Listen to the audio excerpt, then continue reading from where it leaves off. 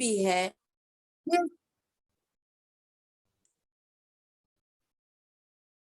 ये हर बार इस तरह से कहते हैं कि लड़कियों का और लड़कों का यूनिफॉर्म अलग होगा।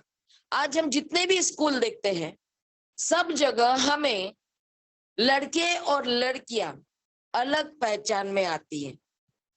मुझे बाबा साहब के शब्द याद आते हैं, जिसमें एक किताब में मैंने पढ़ी थी, मुझे याद नहीं आ रहा है वो किताब, एजुकेशन से संबंधी किताब थी।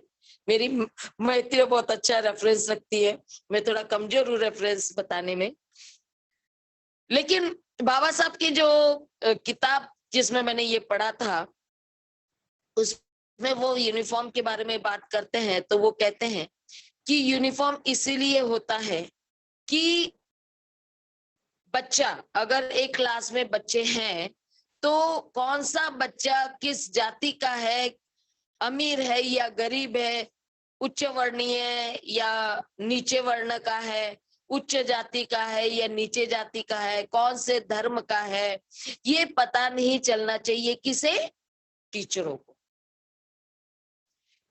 ताकि टीचर जो शिक्षा दे, सभी बच्चों को एक जैसी शिक्षा देनी चाहिए। और अगर वो उन्हें पता चलेगा कि ये वो है, अलग अलग धर्म से है, अलग अलग जाति से है, कोई गरीब है कोई अमीर है, ये पता चले, तो व्यवहार में फर्क हो जाता है।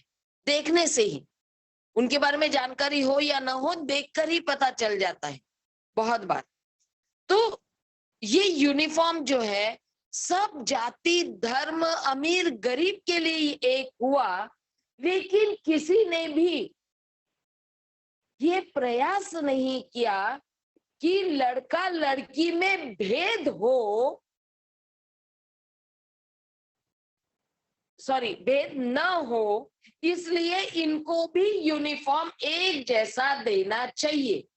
ये कहीं पर भी शुरुआत नहीं। कोई भी एजुकेशनल इंस्टीट्यूट इस बारे में विचार नहीं कर रहा है। या आगे बढ़कर कॉलेजेस में, अभी इंजीनियरिंग कॉलेजेस में वगैरह हम देखते हैं, लेकिन वही बात है, सिर्फ कोट तक आ रहा है, ड्रेसेस या पैंट शर्ट आ रहा है कहीं कहीं, तो ये फर्क दिख रहा है।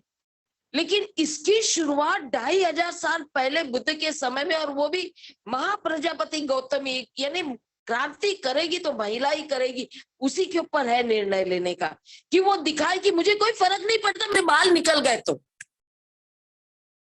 कोई फर्क नहीं पड़ता है, मुझे कोई फर्क नहीं पड़ता कि मैंने ऐसा ड्रेस पहना है जिससे मैं पुरुषों के बराबर में दिखूं।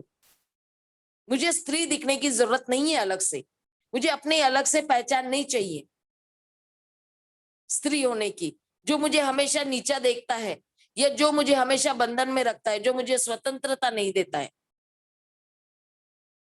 तो ये जो निर्णय उसने लिया और जो संघ बना और जो समानता दिखाने की बात की, ये उसी समय हुई।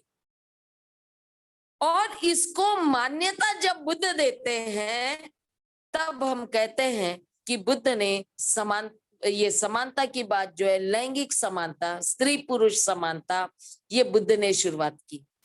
फिर हम आर्टिकल में आते हैं कि यहां से महिलाओं को जो सम्मान देने की बात की, वो बुद्ध ने की, ऐसे बाबा साहब कहते हैं।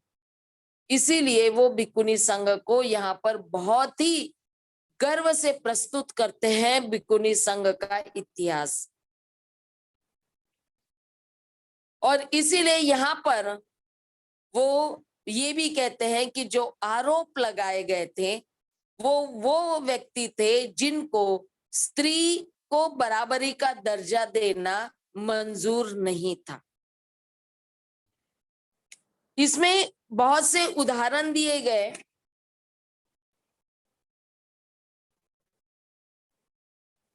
जैसे ये कहते हैं कि संघ में प्रवेश भिक्खुनी का हुआ। आर्टिकल में बाबा साहब लिखते हैं, उन्होंने एक तरह से भिक्खुनियों को, यानी महिलाओं को, भिक्खुनी महिलाएं भिक्खुनी बनकर आई, उनको राइट टू नॉलेज दिया, यानी ज्ञान लेने का अधिकार, जो उस समय नहीं था।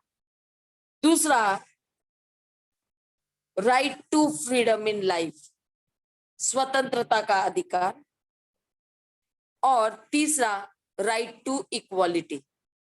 ये तीन बातों को बहुत अच्छी तरह से महिलाओं को उस समय मिला। तो क्या इसे अवनति कहेंगे, पतन कहेंगे, या स्त्री की उन्नति कहेंगे?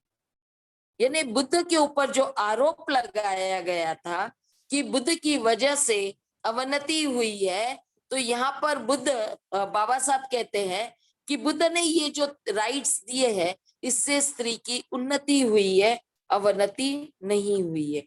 कुछ भिक्खुनियों के उन्होंने एग्जाम्पल्स दिए, जो मैं यहाँ पर अभी मैं नहीं बोलना चाहूंगी, जिसमें वो बहुत सारे, हम अगर थेरी गाथा पढ़ेंगे तो हमें पता चलेगा कि थेरी गाथा में बहुत से भिक्खुनियों ने अपने भिक्खुनी होने के बाद के जीवन की तुलना पिछले जीवन से करके उनके ऊपर बहुत अच्छी तरह से काव्यात्मक रूप में अपने विचारों को प्रस्तुत किया है। ये आप लोगों को थेरी गाथा में बहुत लोगों ने पढ़ा होगा, तो ये पता होगा ही।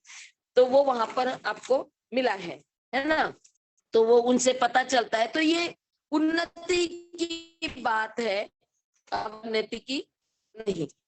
अब मैं बाबा साहब यहाँ पर दूसरी बात ये कहते हैं कि अवनति कहाँ हुई है, अवनति के लिए जिम्मेदार कौन? तो वो सीधे सीधे मनुस्मृति को दोषी ठहराते हैं।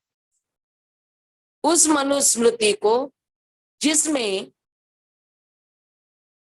नियम लिखे गए हैं, जो नियम ठहरा रहे हैं कि स्त्रियों ने कैसे जीना है और पुरुष ने कैसे जीना है,